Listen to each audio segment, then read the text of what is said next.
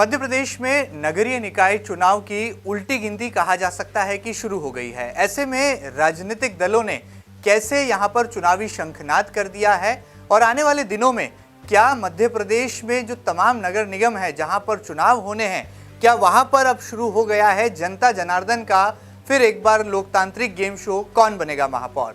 इंदौर में आखिर कौन बनेगा महापौर, ये एक वर्ग पहेली है। इसका हल तो फिलहाल यहां पर ढूंढे से नहीं मिल रहा।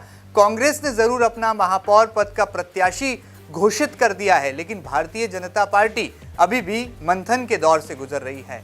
भाजपा के कमल के फूल के साथ आखिर कौन बनेगा महापौर, ये एक बड़ा सवाल है, एक बड़ा रहस्य है। ऐसे में आज एक चेहरा है जो कि आप सभी के समक्ष यहाँ पर रूबरू होने वाला है, मुखातिब होने वाला है और विकल्प के तौर पर भारतीय जनता पार्टी के कमल की शक्ति के साथ ये नाम फिलहाल उभर कर सामने आया है। हमारे साथ एमपी न्यूज के इस खास सेगमेंट कौन बनेगा महापौर में मौजूद हैं पूर्व में एमआईसी के सदस्य और भारतीय जनता पार्टी के वरिष्ठ नेता श्री जवाहर मंगवानी जी। जवाहर जी, आपका बहुत बहुत स्वागत है कौन बनेगा महापौर इस पब्लिक के गेम शो में। बहुत बहुत धन्यवाद। एमपी न्यूज़ के सभी दर्शकों का मैं अभिवादन करता हूं और आज आपने मुझे यहां बुलाया, आपका बहुत बहुत धन्यवाद देता हूं जी। कौन बनेगा महापौर, यहाँ पर जाहिर सी बात है जनता जनार्दन के जहन में भी ये सवाल है, राजनीतिक दलों में भी ये सवाल लगातार मंडरा रहा है और आने वाले कल का इंदौर कैसा होगा, इंदौर की नगर निगम की सरकार को कौन कैसा नेतृत्व देगा, आखिर कौन वो चेहरा बनेगा और प्रदेश का और खास तौर पर इंदौर का प्रथम नागरिक कहलाएगा। जवाहर मंगवानी जी यहाँ पर विकल्प के तौर पर इसलिए भी सामने आ रहे हैं क्योंकि लगातार निगम की सरकार में उनकी सक्रियता रही है, विकास करने का एक लंबा चौड़ा अनुभव उनके राजनीतिक करियर में दिखाई देता है। संगठन से लेकर सत्ता तक समन्वय की सूझबूझ भरी राजनीति के तौर पर भी जवाहर मंगवानी ये नाम जाना पहचाना जाता है। पूर्व में जन कार्य समिति में कई क्रांतिकारी काम उन्होंने किए हैं और लगातार अपने गृह वार्ड में विकास की गंगा बहाने के लिए भी सरिता जवाहर मंगवानी ने लगातार सक्रिय भूमिका निभाई है। जवाहर मंगवानी जी से जानते हैं कि भारतीय जनता पार्टी आखिर उन्हें क्यों ये मौका दे सकती है और यदि उन्हें ये मौका मिला तो इंदौर के लिए वो कौन सा खास नजरिया है, वो कौन सा खास विकास का प्लान है, वो कौन सा विजन है जो कि वो जनता के समक्ष रखना चाहेंगे। जवाहर जी, कौन बनेगा महापौर और आपका विजन आखिर क्या है, यदि पार्टी ने आपको मौका दिया तो वो कौन सा खास विजन होगा जिसे लेकर आप आगे चलेंगे। इंदौर शहर मध्य प्रदेश की व्यावसायिक राजधानी है और काफ़ी संभावनाएं इस शहर में हैं।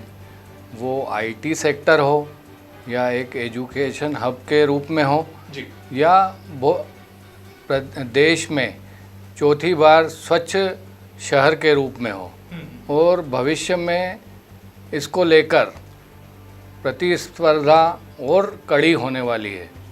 और इंदौर शहर का जो नगर निगम है उस पे पूरे देश की निगाहें हैं और इंदौर शहर के नगर निगम का महापौर एक विजनरी लीडर होना चाहिए। भारतीय जनता पार्टी की लगातार 4 परिषदों ने जो विकास के कार्य किए हैं उसको जनता ने बहुत सराहा है। साथ में इंदौर शहर के जो नागरिक हैं उनमें जो जन सहयोग की भावना है वो बहुत ज़्यादा है।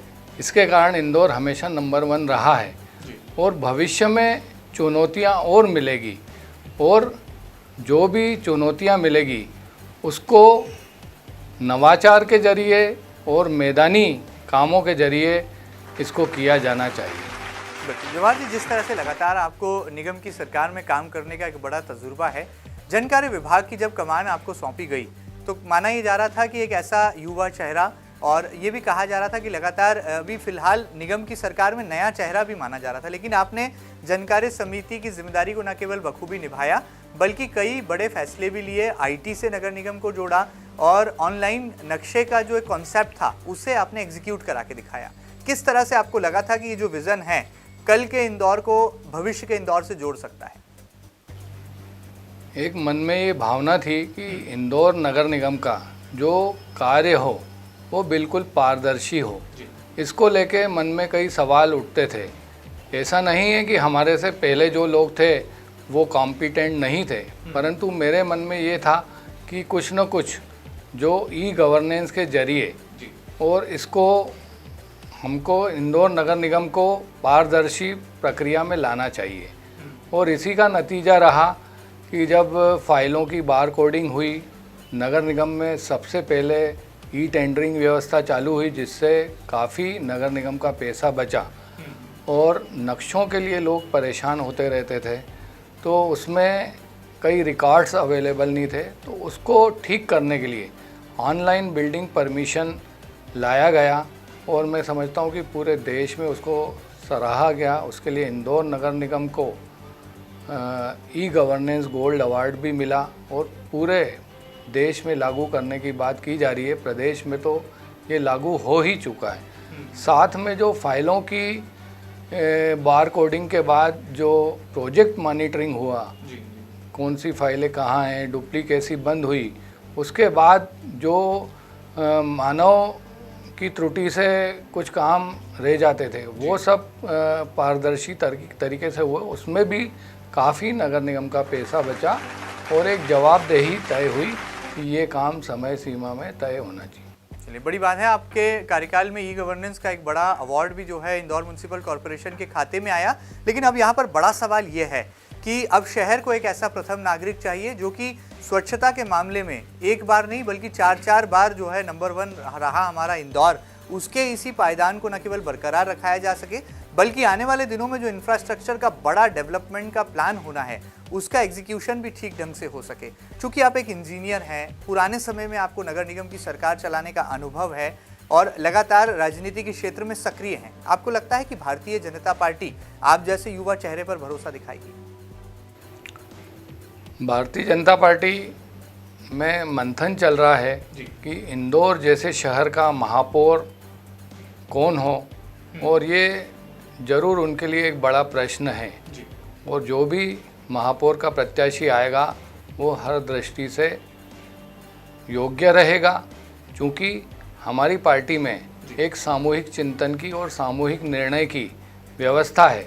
तो मैं समझता हूँ कि जो भी ऊपर से तय होगा, जो भी संगठन के लोग तय करेंगे, वो इंदौर शहर के लिए बेहतर काम करने वाला ही व्यक्ति होगा। और जैसा कि आपने बोला कि ई गवर्नेंस के अलावा इंदौर शहर में सड़कों को लेकर बहुत अच्छा काम हुआ, इंफ्रास्ट्रक्चर को लेके बहुत अच्छा काम हुआ, पानी के जल जमाव को लेके बहुत अच्छा काम हुआ, पुल पुलिया बनाए गए बहुत सारे, और आगे भी बहुत सारी इंफ्रास्ट्रक्चर डेवलप करने की बात है।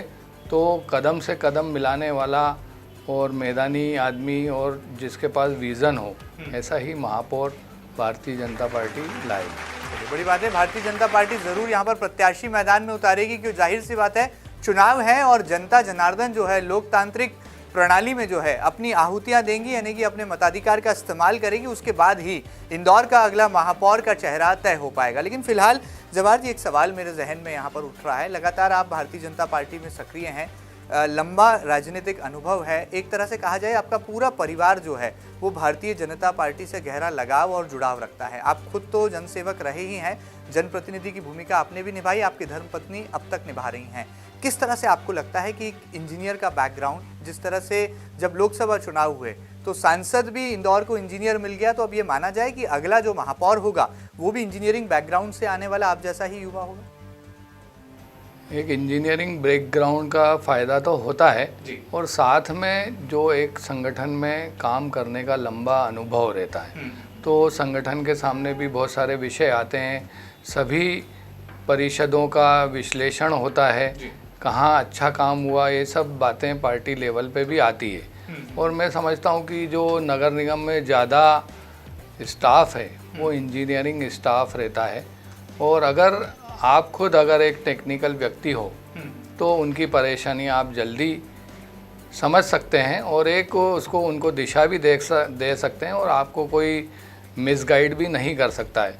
इन सबसे बड़ी बात है कि आप में एक सेवा भावना होना चाहिए, तभी आपका जो इंजीनियरिंग का नॉलेज है या पार्टी में जो आपको सिखाया गया है, जो आपको राष्ट्रीय स्वयंसेवक संघ में जो आपको संस्कार दिए गए, अगर इन सब का एक साथ मेल होता है तो एक बहुत अच्छा काम शहर में खड़ा होता है। उसमें सभी भारतीय जनता पार्टी के कार्यकर्ताओं की समय समय पर प्रशिक्षण होता है। बड़ी बात है, यहाँ पर कौन बनेगा महापौर, जनता जनार्दन भी इसका फैसला ज़रूर आने वाले कल में कर देगी। आचार संहिता का जैसे ही यहाँ पर ऐलान होगा उसके बाद एक तरह से कहा जा सकता है कि नगर निगम का जो चुनावी माहौल है वो शबाब पर होगा। जवाहर मंगवानी जी, आपकी दावेदारी में कितना दम है? किस तरह से संगठन तक आपने जो है अपनी बात पहुंचाई है?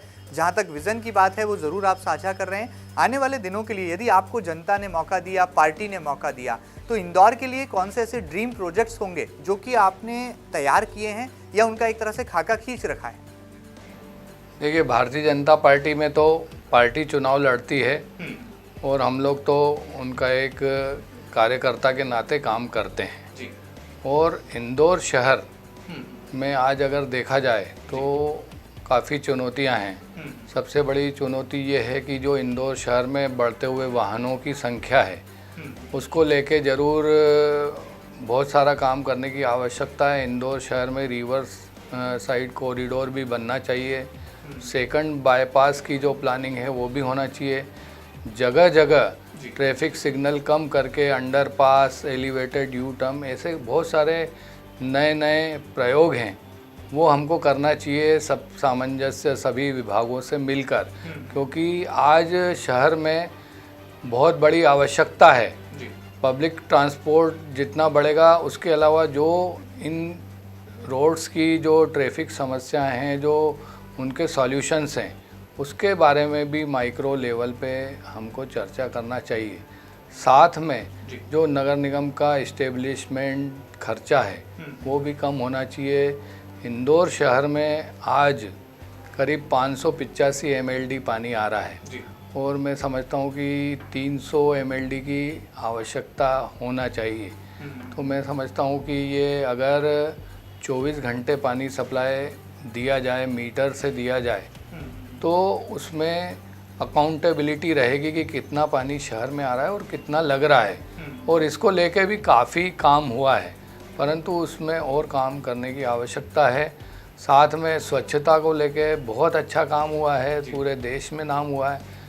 और इनके माध्यम से जो कचरे से जो गैस बनाने की बात है, जो वेस्ट प्रोडक्ट से सब किया जा रहा है, तो नगर निगम के जो डोर टू डोर वाहन हैं उसको ज़रूर इलेक्ट्रिक से चलाना चाहिए।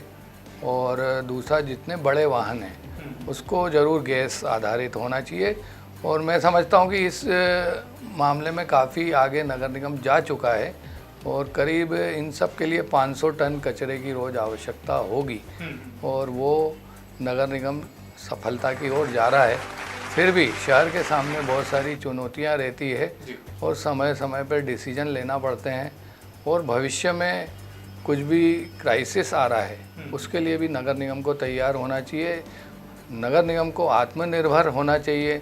नगर निगम का जो रिवेन्यू है वो करीब 1000 करोड़ के आसपास जाना चाहिए, क्योंकि होता ये है कि जब तक पुराने डेटास पे काम करते हैं और इतना स्लो हो जाता है वो कि वो डेटाज ही बदल जाते हैं, संपत्ति ही बदल जाती है, संपत्ति का विवरण ही बदल जाता है। तो बिना किसी टैक्स वृद्धि के इंदौर शहर का रेवेन्यू बढ़ाया जाना चाहिए ताकि इंदौर शहर अपने आत्मनिर्भर हो, इंदौर की नगर निगम आत्मनिर्भर हो।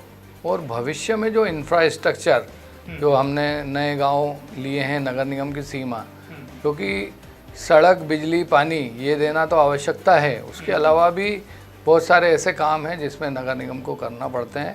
उसके लिए नगर निगम को आत्मनिर्भर होना बहुत ज़रूरी है।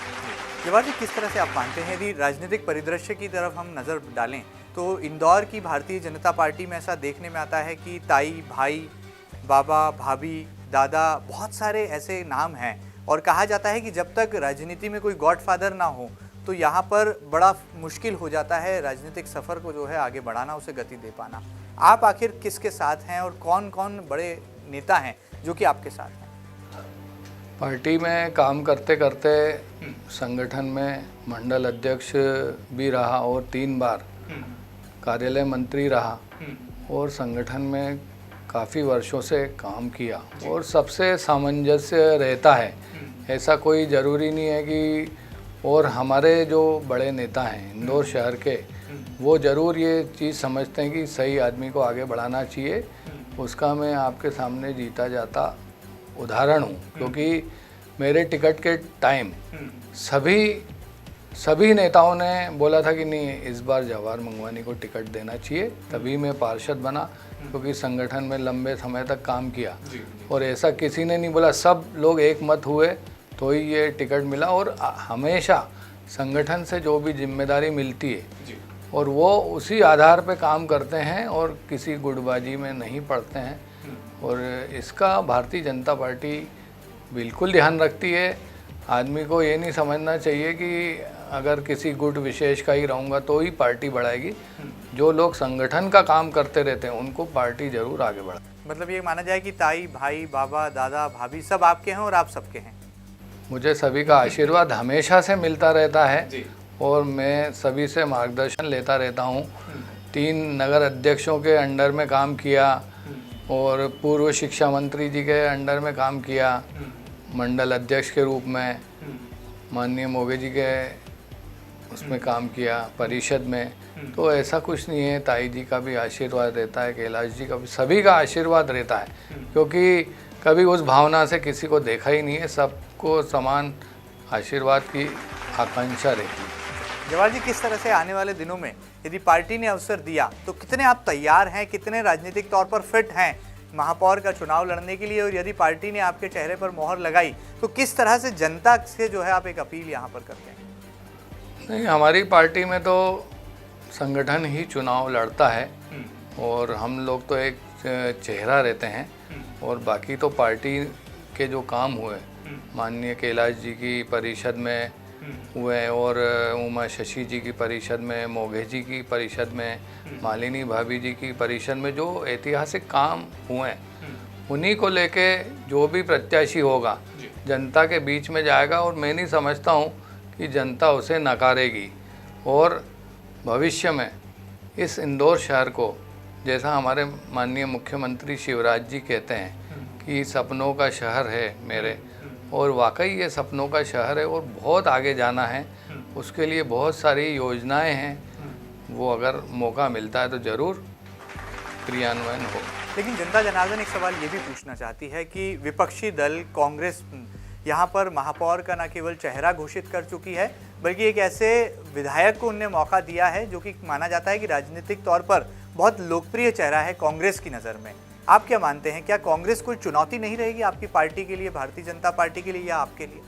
नहीं, किसी भी चुनौती को छोटा नहीं समझना चाहिए, परंतु फिर भी जो हमारे 4 परिषदों का जो कार्यकाल है और जो प्रदेश की सरकार जिस हिसाब से जनहितैषी काम कर रही है, तो मुझे नहीं, और जिस प्रकार से प्रधानमंत्री नरेंद्र मोदी जी के कार्यों को लोग सराह रहे हैं, तो ऐसी कोई संभावना नहीं बनती है कि कांग्रेस कोई यहाँ कुछ उल्लेखनीय कुछ कर पाए चुनाव में।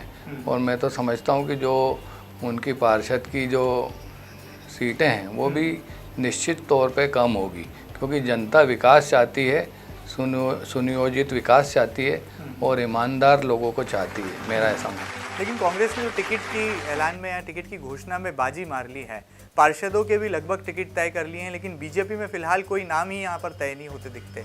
क्या आपको लगता है कि इससे भारतीय जनता पार्टी को और कौन बनेगा महापौर, ये जो जनता जनार्दन का गेम शो है, इसमें कहीं कोई आपकी पार्टी को जो है पीछा रहना पड़ेगा या अग्रणी कांग्रेस आती यहाँ पर नजर आ रही है? आपको क्या लगता है?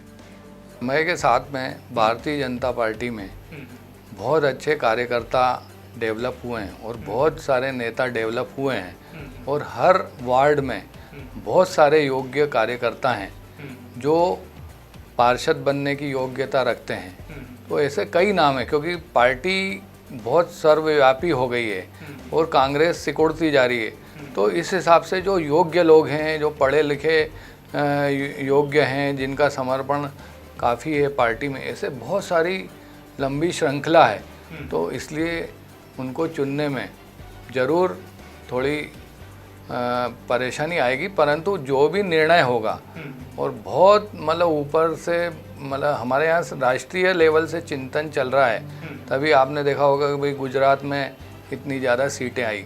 तो ये एक पूरे देश में जो इन चीज़ों को लेके बहुत ज़्यादा चिंतन किया जा रहा है और बहुत बड़ा जनाधार है और कार्यकर्ताओं का बहुत बड़ा आधार है। इस कारण ये ज़रूर टिकट उनसे लेट हो सकते हैं, परंतु जो भी निर्णय आएगा वो एकदम प्रभावी होगा। चलिए, कौन बनेगा महापौर, इसका फैसला तो इंदौर की जनता करेगी। अगला प्रथम नागरिक कौन होगा, वो चेहरा कौन सा होगा, ये हमें आने वाले कल में पता चलेगा। लेकिन इतना जरूर है कि भारतीय जनता पार्टी में लगातार मंथन जारी है और कई चेहरे जो हैं इस मंथन की फहरिस्त में निकलकर सामने आ रहे हैं। और इन्हीं तमाम चेहरों से आपको रूबरू कराने का एक ये हमारा एक प्रयास है, हमारी एक कोशिश है। आज हमने आपकी मुलाकात कराई जवाहर मंगवानी जी से, जो कि लगातार अपने क्रांतिकारी फैसलों के लिए जाने जाते हैं, नगर निगम की सरकार को चलाने का बड़ा तजुर्बा भी रखते हैं, पूरी तरह से संगठन और भारतीय जनता पार्टी के प्रति समर्पित भी हैं। लेकिन पार्टी आखिर किस चेहरे पर मोहर लगाएगी, इसका फैसला तो पार्टी के संगठन को ही करना है। लेकिन आने वाले कल में जनता के सामने इन तमाम चेहरों को हम लाकर खड़ा करेंगे ताकि आप अपने फैसले को सही ढंग से ले पाएं। लगातार बने रहें आपके अपने न्यूज चैनल MP न्यूज के साथ और इसी तरह से हम आपको बताते रहेंगे कि आखिर कौन बनेगा अगला इंदौर का महापौर।